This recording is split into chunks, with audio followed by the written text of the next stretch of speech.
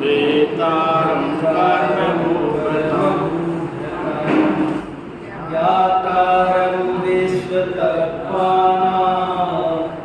वन्दे तद्गुणलब्धये वन्दे तद्गुणलब्धये।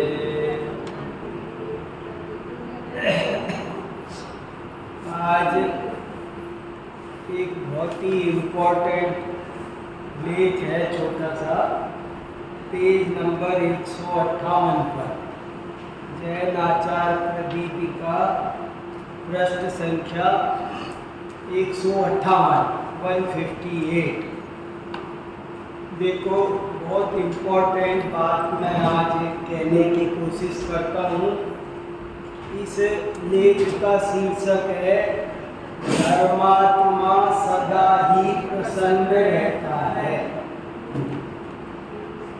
बहुत से लोगों को आपने देखा होगा दुखी रहते, जब देखो तब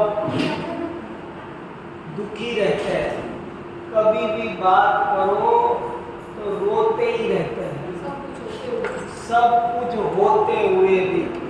उनसे तबीयत पूछ लो, चाहे कोई और बात पूछ लो, हमेशा हम क्या करें, हाय जरा मौसम ही ठीक नहीं है, वही ठीक नहीं है, वही रोते ही रहते हैं हमेशा। ये कितना खतरनाक काम है। दुखी रहने से असाता वेदनी कर्म का आश्रय होता है, और जो लोग दुखी रहते हैं उनका दुख बढ़ता है, दुख से दुख बढ़ता है और सुख से सुख बढ़ता है। अगर ये साइंस अपनी समझ में आ जाए तो थोड़ा दुख हो भी ना, कुछ लोगों की तो ऐसी आदत पड़ जाती है बाद में, जब एक बार आपको सुखी रहने की आदत पड़ेगी ना तो आप दुख में भी सुखी रहोगे।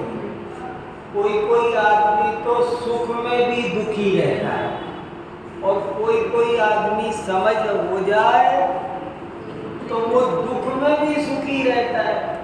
उससे कुछ भी पूछो ना, कोई कोई, मेरा एक दोस्त था, वो कभी भी कोई बात हो जाए ना, एक दिन उसकी जेब कट गई तो वो कहने लगा, हंस के कह रहा है, हाँ आज तो मेरी जेब कट गई।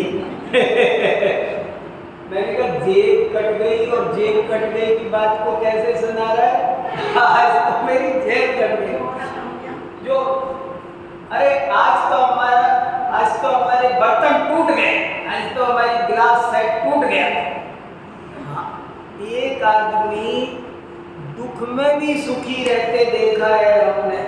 अरे आज तो मेरे जूते खो गए, आज तो खो गए। अरे आज तो हमारी ट्रेन छूट गई। ट्रेन छूट गई और किसी को टाइम से भी मिले तो रोते रोते सुनाए। तो कुछ लोगों की आदत होती है हमेशा दुखी रहना, और कुछ की आदत होती है हमेशा सुखी रहना।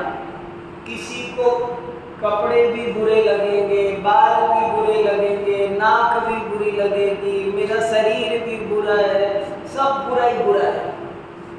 ऐसे कुछ लोग दुखी स्वभाव के होते हैं। तो शास्त्र में बताया है कि जो लोग दुखी रहते हैं उनके असाता वेदनी कर्म का आश्रय होता है।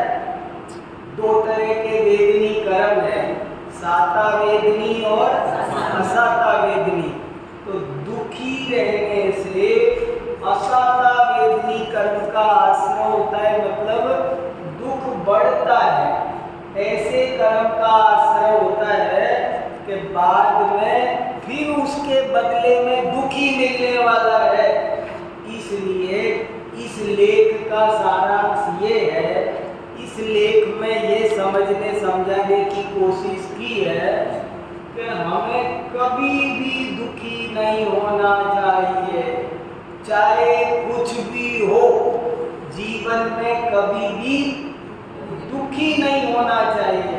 भोजन नहीं मिला, कोई बात नहीं, कोई भी बात हुई, हमारे आचार्यों ने कहा कि किसी ने गाली दी तो भी खुश रहो, कि गाली दी तो गाली तो दी, लोग तो मारते पीटते भी है, हमारे लगी तो नहीं।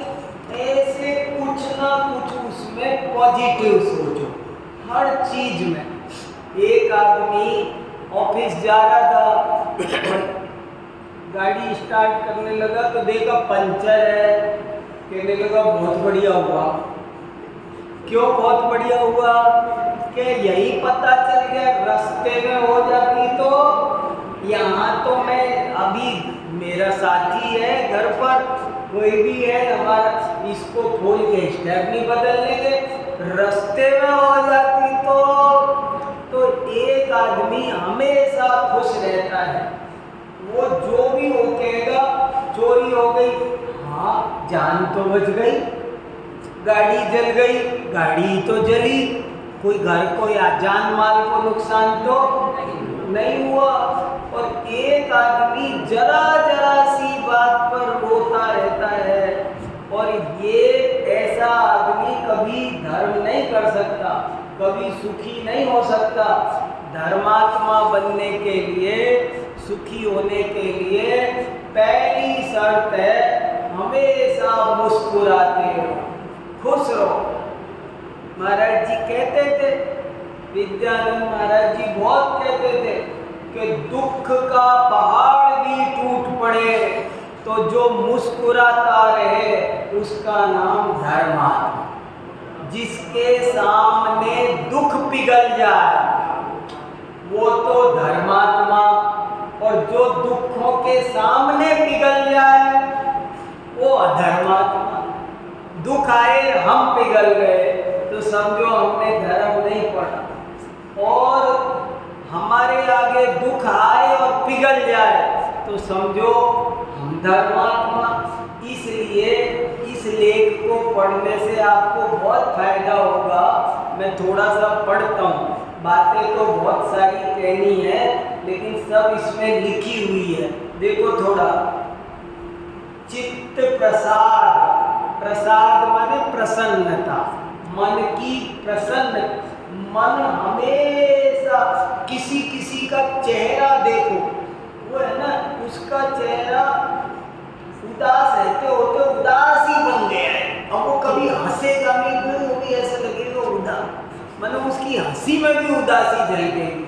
और कोई आदमी इतना खुश रहता है कि कभी कदाचित वो रो भी पड़े ना तो भी हंसता नहीं लगता है।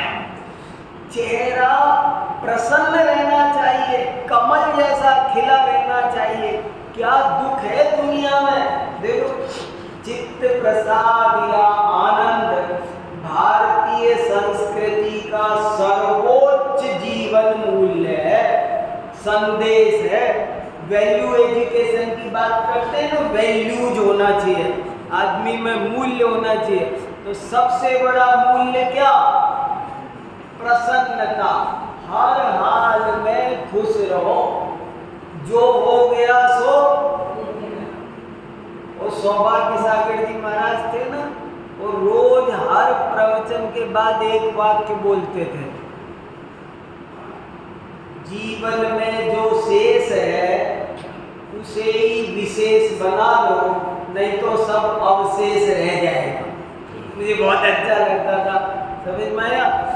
जिंदगी में जो शेष है उसे ही विशेष समझ लो, नहीं तो सब अवशेष रह जाएगा। क्या है? जो है सो बढ़िया है, आनंदित रहना चाहिए।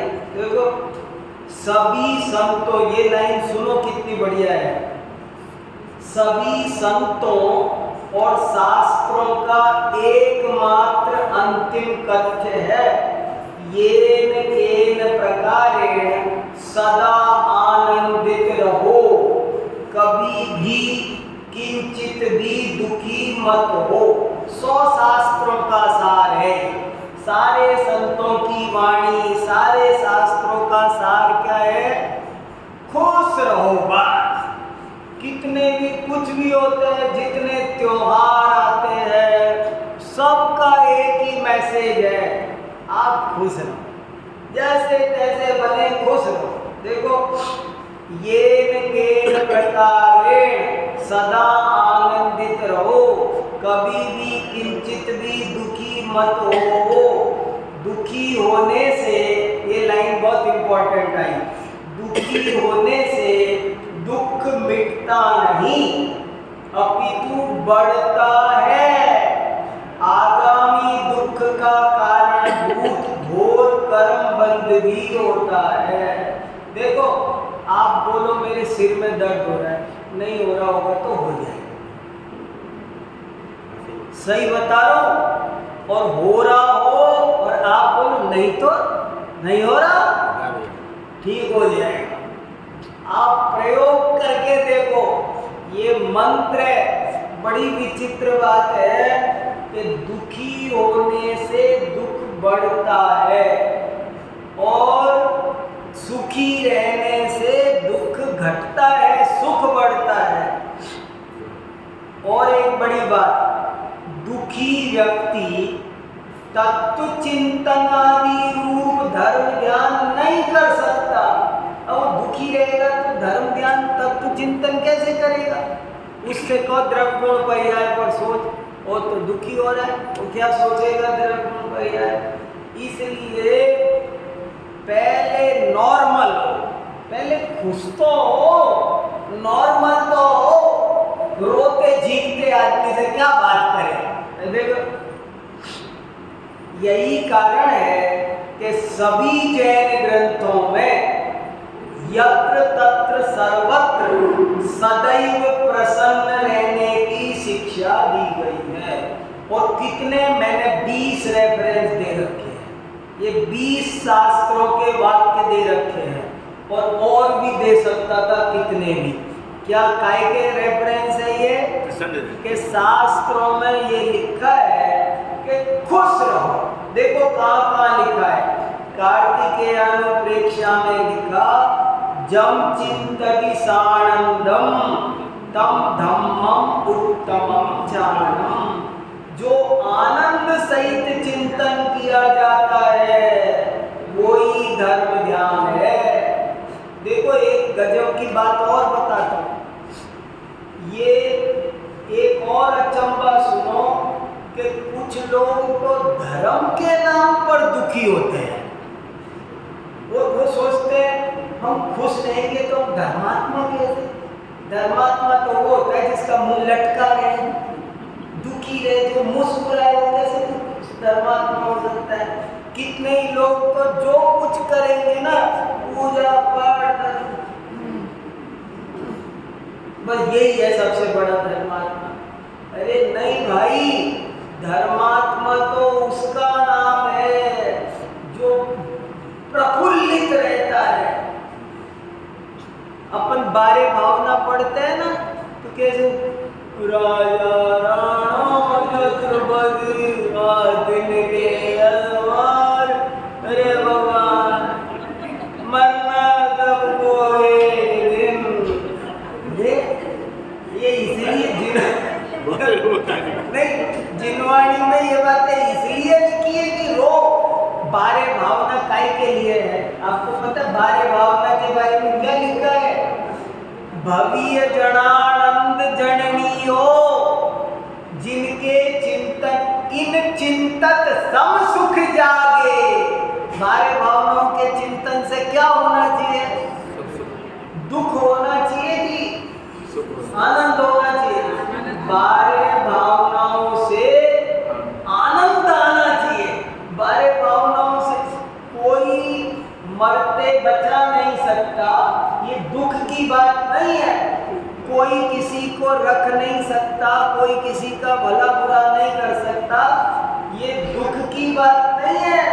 ये वस्तु का स्वरूप है और आनंद की बात है कि कोई किसी का भला बुरा, अरे कोई भी हो, राजा चक्रवर्ती, वो भी हमारा कुछ बुरा भला कर सकता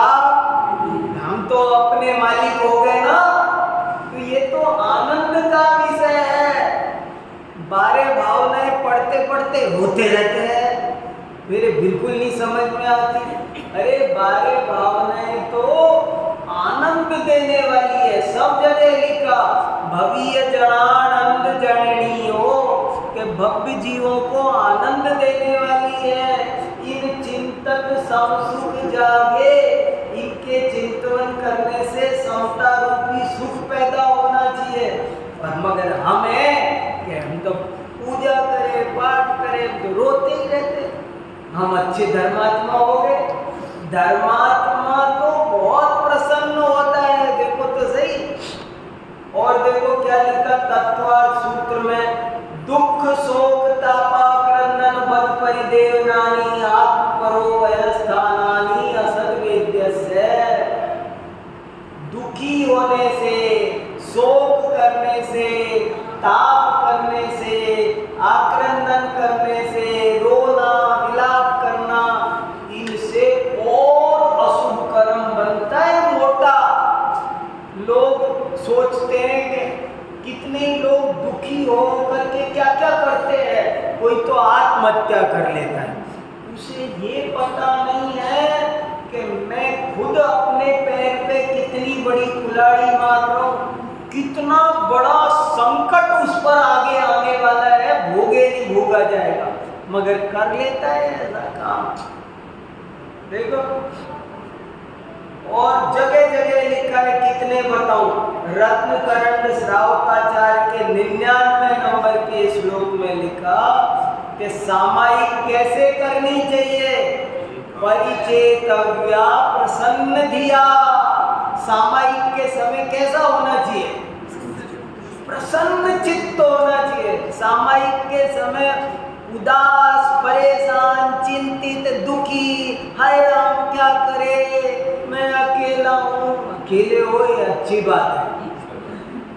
अरे अपने को वस्तु का स्वरूप पता नहीं है ना, एकत्व तो सौंदर्य है। ऐसी देखो पांडव पुराण में क्या लिखा, नहीं विषादो विदेयत्र तद्दिवै दुष्यजम फलम, कि कभी भी विषाद नहीं करना चाहिए, यही तो विद्वत्ता का फल है। शास्त्र पढ़े तो क्या फायदा हुआ। पांडव वन में जा रहे थे वनवास, तो जब पांडव वनवास में जा रहे थे तो वो हस्तिनापुर का कोई एक बुजुर्ग आदमी दया करके उनके पीछे पीछे गया कि बेचारे बच्चे दुखी होंगे, समझाया हूँ, थोड़ा सा दिलासा दे हूँ। गया तो वहाँ जाकर युधिष्ठिर से कहने लगा कि मैं तो आपको समझाने आया था, आप तो मुस्कुरा रहे हो यार। तो युधिष्ठिर ने जवाब दिया कि कभी भी खेद खिन्न नहीं होना चाहिए। सीता, चंदना, अंजना इतने इतने दुखों के बीच भी रोती करती नहीं थी। एक और बात सुन लो, अपन को सब ऐसे लगता है, ऐसे नाटकों ने सबका दिमाग खराब कर दिया। नाटकों में रुलाते हैं उनको, अरे ये रोती नहीं, धर्मात्मा कभी रोता नहीं। सीता, चंदना, अंजना पंच परमेष्ठी का स्मरण करती थी, रोती नहीं थी। रोती रोती दिखाते हैं कवि लोग कविता कर करके, हमको समझ में नहीं आता ना उनका दुख, सो हमको बताते हैं वो रोती थी। धर्मात्मा रोते नहीं है कभी भी, वो काहे को रोएगी, क्यों रोएगी। वो तत्व ज्ञानी, सम्यक दृष्टि, वे वस्तु का स्वरूप जानती थी, इसलिए रोती नहीं थी। क्या हो गया इसमें, क्या फर्क पड़ता है। देखो, मने प्रसाद्यम श्रुतैरमृतैः, अरे शास्त्रों का अमृत पियो और प्रसन्न रहो। चित्तस्य प्रसादेन हन्ति कर्म शुभाशुभम, प्रसन्नात्मात्मनि स्थित्वा सुखम अव्ययमश्नुते। चित्त की प्रसन्नता से अनेक शुभाशुभ कर्मों का क्षय होता है। प्रसन्न आत्मा ही आत्मा में स्थित होकर अव्यय सुख भोगता है। खुश रहने की कला सीखनी है हमको, ये मैं कहना चाह रहा हूँ। और कब सीखनी है? अच्छा, अपन खुश कब रहे?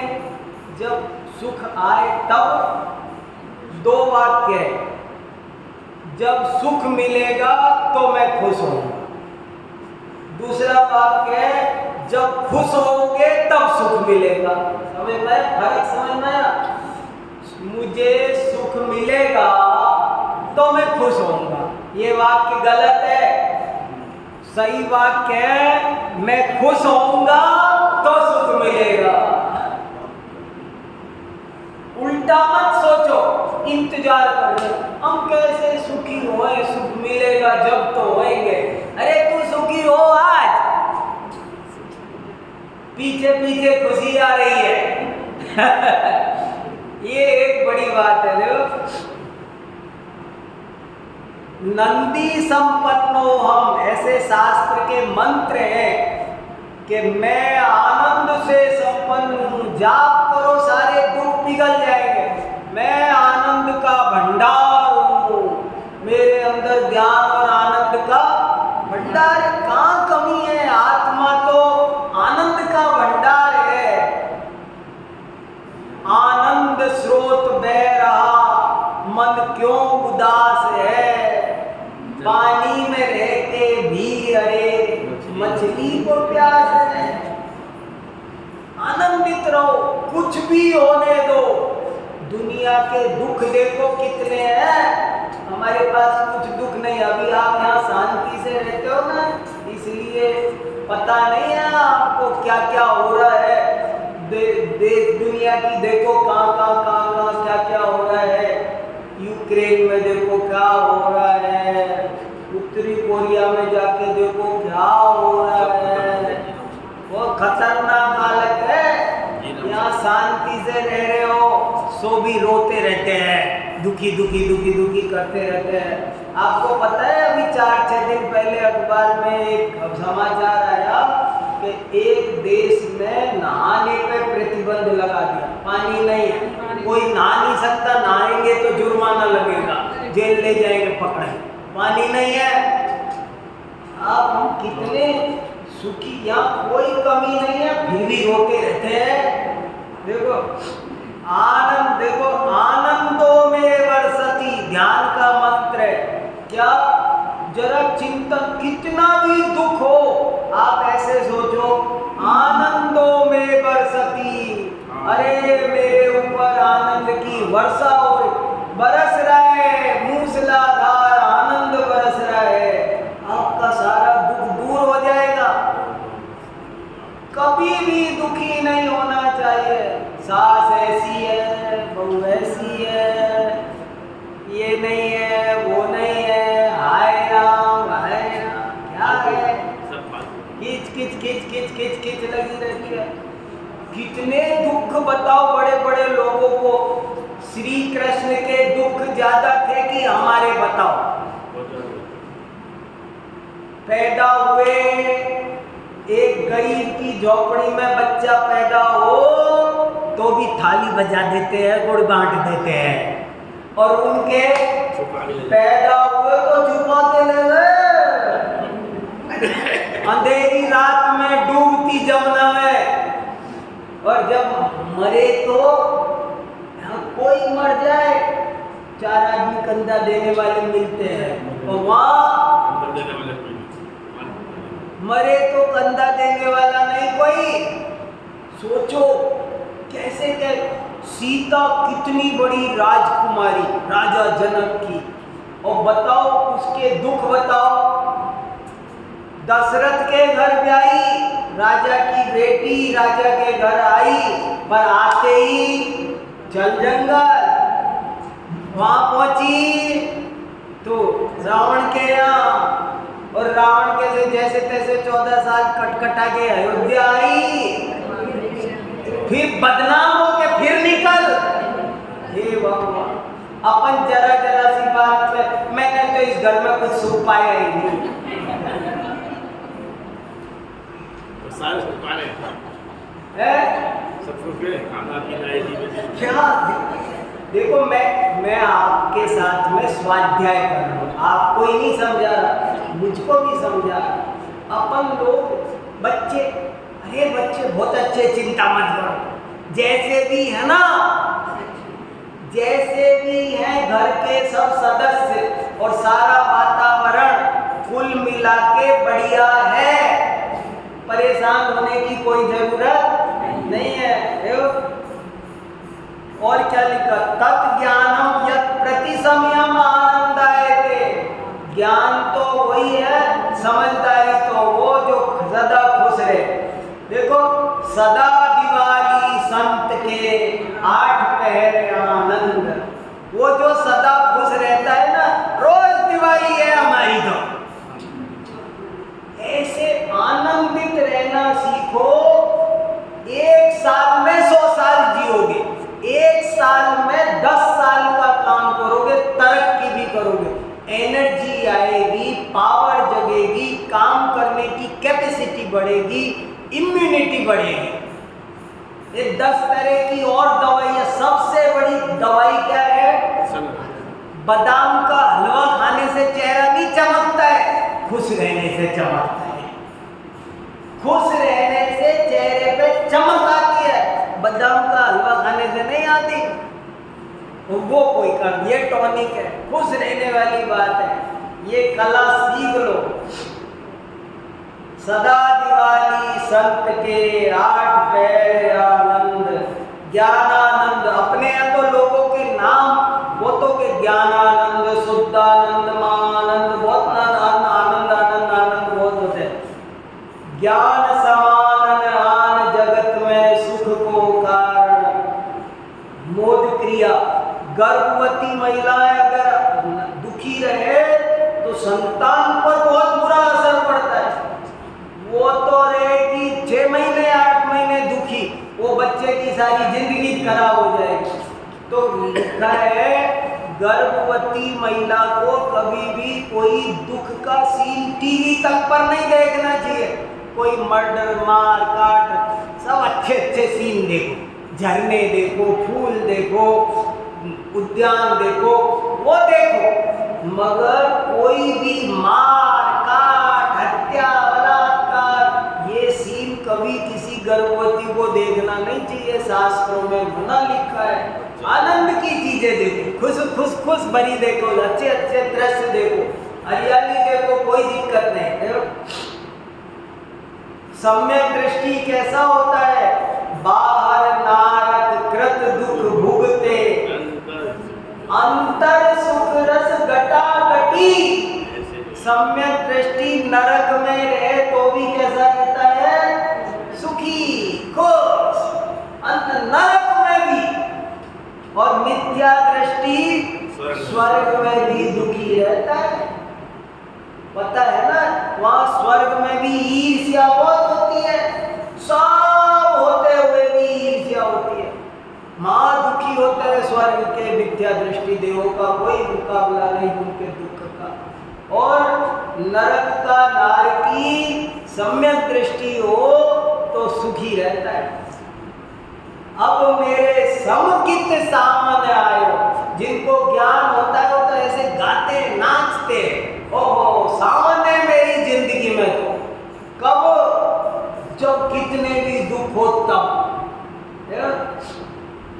तो अब हम अमर भय न मरेंगे, ऐसे बहुत भजन है। ये सब भजन क्या बता रहे हैं कि धर्मात्मा सदा खुश रहता है। देखो, आनंद स्रोत बहरा मन क्यों उदास है, पानी में रह के भी अरे मछली को प्यास है। होली दिवाली सभी त्योहारों का एक ही संदेश है, खुश रहो खुश रहो खुश। इतने त्योहार क्यों होते हैं हमारे यहाँ? 7 बार 9 त्योहार। कितने? एक हफ्ते में बार 7, त्योहार 9। इसलिए कि तुम खुश रहो, कैसे भी खुश रहो। भूत भविष्य की व्यर्थ कल्पनाओं को भूल जाओ। भूतकाल सपना, भविष्य काल कल्पना, वर्तमान अपना। कल की क्यों सोचना? ये सारा दुख किस बात का है? या तो भूत की सोच करते हैं, जो दुखी है वो क्यों दुखी है? मेरे को ऐसे करना चाहिए था, मेरे को ऐसे कहना चाहिए था। यहाँ प्लाट जब हम आए थे ना इतने का मिल रहा था, हमने लिया नहीं, अब रोते रहो सारी जिंदगी। लिया तो नहीं ना, अब रोते रहो। या तो भूतकाल की सोचोगे तो दुखी हो, और या भविष्य की सोचोगे तो दुखी हो। सुखी वो है जो वर्तमान में जी, जो वर्तमान में जीता है वो वर्धमान बनता है। देखो, सुख दुख या संसार में सब काहू के होए, ज्ञानी काटे ज्ञान सो, मूर्ख काटे दोए। कितना बढ़िया दो है। सुख दुख या संसार में सब काहू के होए, लिखवा लेना चाहिए, बहुत बढ़िया दुआ है। सुख दुख या संसार में सब काहू के हो, ज्ञानी काटे ज्ञान सो, मूर्ख काटे रोए। वही बात वही है। सब परिस्थिति किसी की भी अलग नहीं होती है।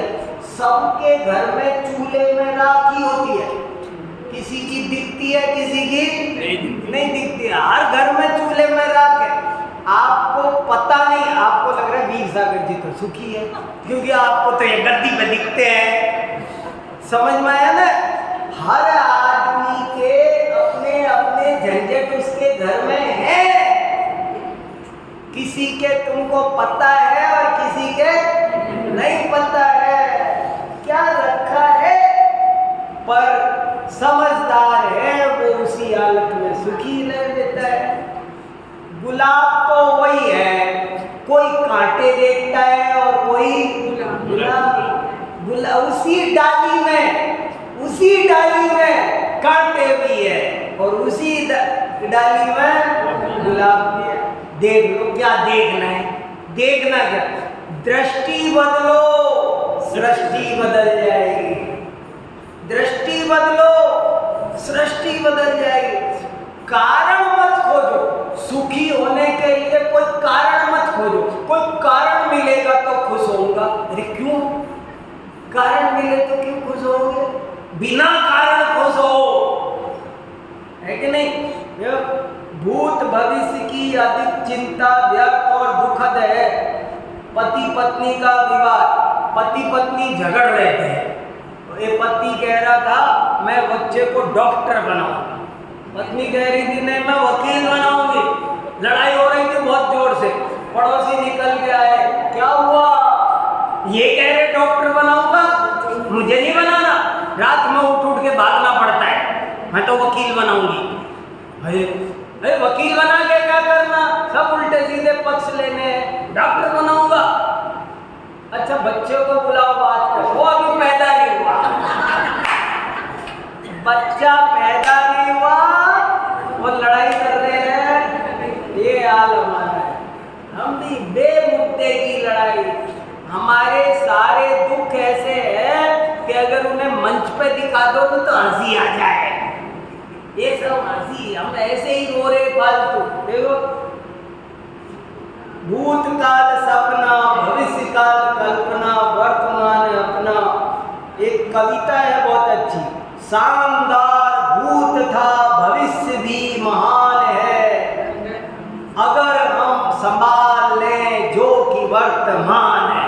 कितनी बढ़िया कविता है। शानदार भूत था भविष्य भी महान है, अगर हम संभाल लें जो कि वर्तमान। अगर महावीर भगवान अपना भूतकाल ही याद करते रहते तो मैंने तो आदिनाथ भगवान को गाली दी थी तो दी थी। प्राग भाव प्रध्वंसा भाव, एक समय की पर्याय गई, खेल खत्म। हमने भविष्य में क्या क्या पाप किए हैं? हम सब सप्त व्यसन सेवन कर करके आए हैं, पंच परावर्तन किए है ना। क्या भूतकाल की बातें सोचना? अब उनको चिपका के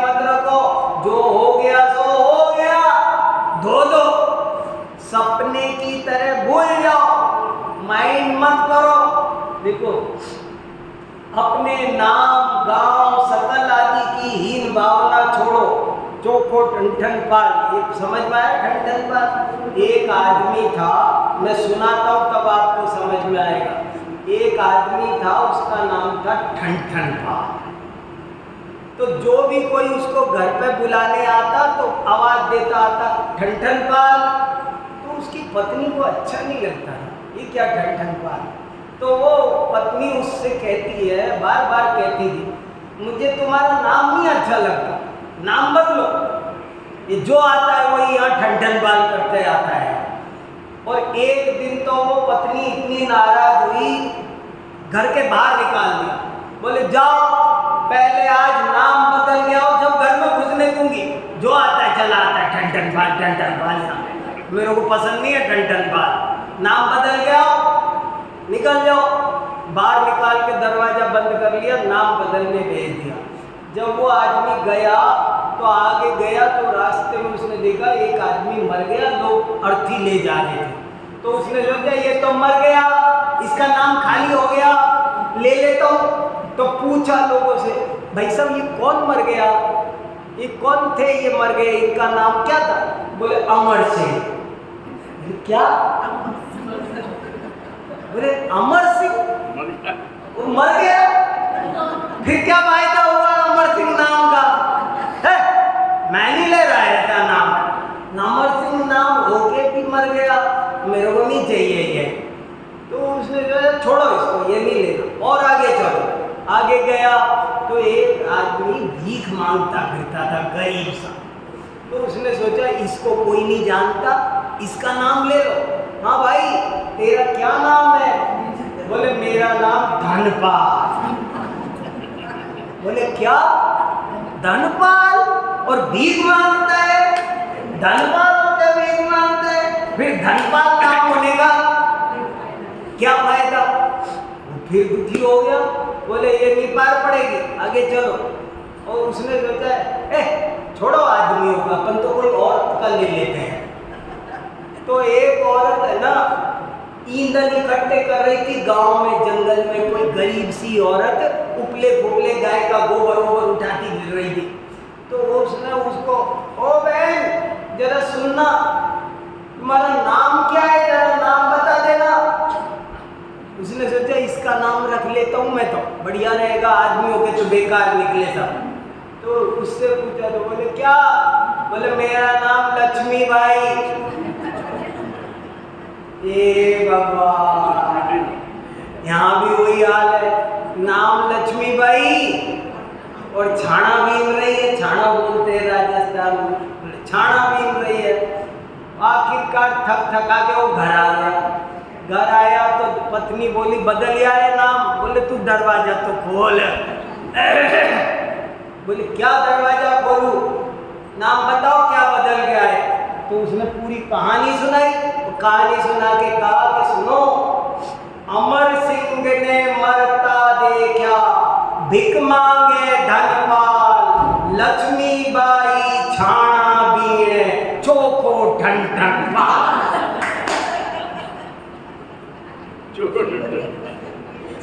बोले अपने तो नाम से क्या लेना देना, ठन पाल ही बढ़िया है। तो कभी भी दुखी नहीं होना चाहिए। कोई इसी बात से, मेरी नाक मोटे, मेरे कान अच्छे नहीं, प्लास्टिक सर्जरियां कराते फिरते ये सब, और कुछ मतलब नहीं निकालता, फिर रोते रहते, कुछ कोई फायदा होने वाला नहीं कुछ भी। जो चीज जैसी है उसको, अरे गुणों से सुंदरता आती है, प्रसन्न रहने से सुंदरता आती है। आप क्या समझ रहे हो ये सब सुंदर है? मैं आपको बात बताऊं, अच्छा अमिताभ बच्चन सुंदर है, पर कला के कारण उन अमिताभ बच्चन कितने सुंदर लगते हैं। पर क्यों सुंदर लगते हैं?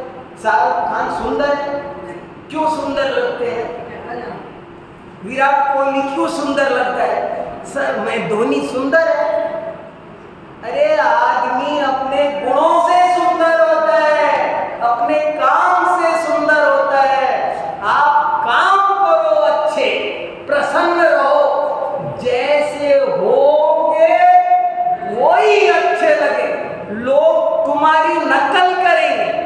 इतने अच्छे लगोगे कि तुम्हें देख के दूसरे सोचेंगे मेरा चेहरा भी इन जैसा होगा। आपको पसंद नहीं होगा अपना, लेकिन आप काम अच्छा करोगे तो दूसरे चाहेंगे मेरा चेहरा भी इन जैसा होगा। आपकी ड्रेस भी खराब होगी ना तो भी वो है ना, आप गुणों के कारण इतने अच्छे लगोगे कि लोग सोचेंगे मेरा कुर्ता मुड़ा रहता हो। नहीं, वो बिना प्रेस का पहनते वीर सागर जी, हम तो बिना प्रेस का पहने।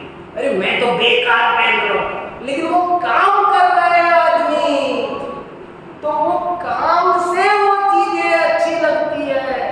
काम प्यारा होता है, चाम प्यारा नहीं होता। खुश रहने की कला जिंदगी में आ गई तो समझ लो खुशियों का लॉकर घर में लग गया, लॉटरी खुल जाएगी, खुशियों का भंडार टूट पड़े।